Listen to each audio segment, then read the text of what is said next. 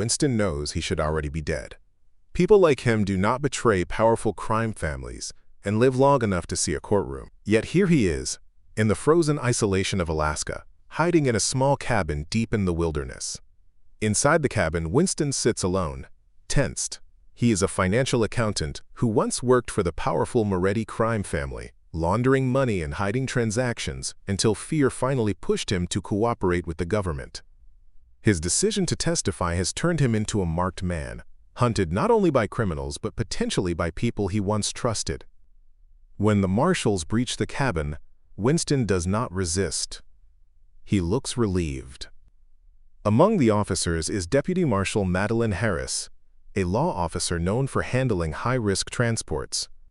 She takes custody of Winston with authority, fully aware that this assignment is dangerous.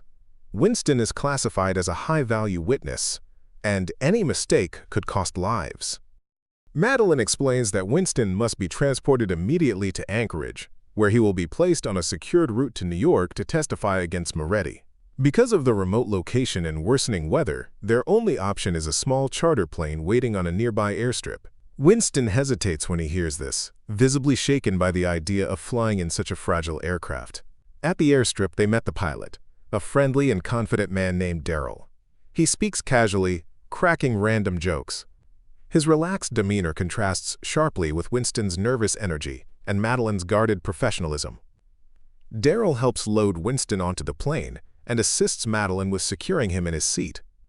As the engine starts and the plane lifts into the air, Alaska stretches endlessly beneath them, a landscape of ice and wilderness.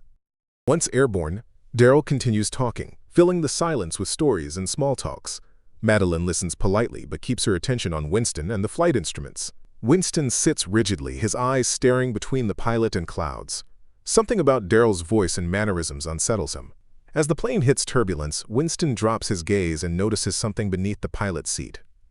It is an identification card, partially hidden. When he manages to pull it closer with his foot, his heart sinks. The photo on the license does not match Daryl. Panic rises in his chest as he realizes the man flying the plane is not who he claims to be. Winston tries to get Madeline's attention, whispering urgently, but the engine noise drowns him out. Moments later, Madeline talks about a pilot that flew her last week named Janikowski, and Daryl doesn't seem to know the pilot. She questions him calmly. Daryl hesitates for just a second too long. Madeline's instincts kicks in, and she reaches for her weapon immediately. The tension in the cabin becomes suffocating. Daryl's expression changes completely. The friendliness vanishes. He admits the truth without remorse. He is not a pilot hired by the government. He is a contract killer hired to eliminate Winston and anyone protecting him. The revelation triggers chaos. Daryl lunges back from the cockpit, attempting to kill Madeline. The fight is brutal and desperate, taking place in the tight confines of the aircraft where every movement risks sending the plane out of control. Winston screams as the plane jolts violently. Madeline fights with everything she has. After a fierce struggle, she manages to subdue Daryl and restrain him using zip ties and handcuffs. The immediate threat is neutralized, but a far greater problem emerges. Neither Madeline nor Winston knows how to fly a plane. As the aircraft continues forward, Madeline rushes back to the cockpit and grabs the controls, trying to stabilize the plane. She manages to keep it level, but has no idea how to navigate or land. She radios for help immediately. After several tense moments, she reaches Hassan, an experienced pilot stationed nearby. Hassan becomes their lifeline, calmly instructing Madeline on how to control the aircraft, adjust speed, and maintain altitude. Every instruction is followed with precision, but the stress is immense. As the flight continues, Winston opens up about his past. He talks about how he became involved with the Moretti family, how fear and greed trapped him, and how threats against his mother kept him silent for years. Madeline listens while juggling the controls, realizing how deeply trapped Winston truly was. She also begins to suspect that Daryl's presence means someone leaked their flight plan. That kind of information should have been classified. Madeline contacts her supervisor, Caroline, and warns her that there may be a snitch within the Marshal's service. Caroline sounds concerned but tries to downplay it, telling Madeline to focus on landing safely. The call ends abruptly. Shortly after, Madeline receives devastating news. Carolyn has died in a supposed car accident. The timing is too precise to be coincidence. Madeline realizes that corruption reaches higher than she feared. The tension spikes again when Daryl manages to partially free himself. Despite being restrained, he launches another attack, stabbing Winston during the struggle.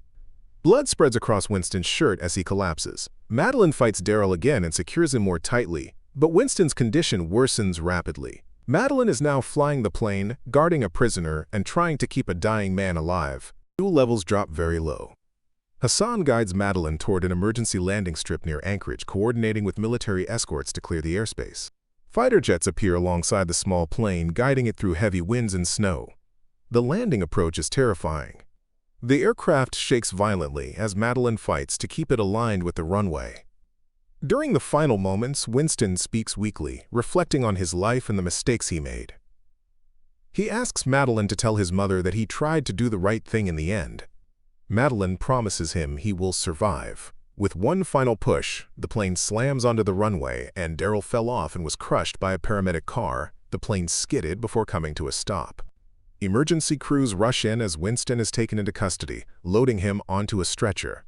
Relief washes over Madeline, but she notices something wrong. One of the medical responders attempted to kill Winston. Without hesitation, Madeline draws her weapon and fires before Winston can be killed. Over the radio, a chilling voice speaks. It belongs to Director Coleridge, a high-ranking official who coldly asks whether Winston is dead. Madeline's silence confirms everything. And conspiracy is exposed. It was Director Coleridge that plotted everything,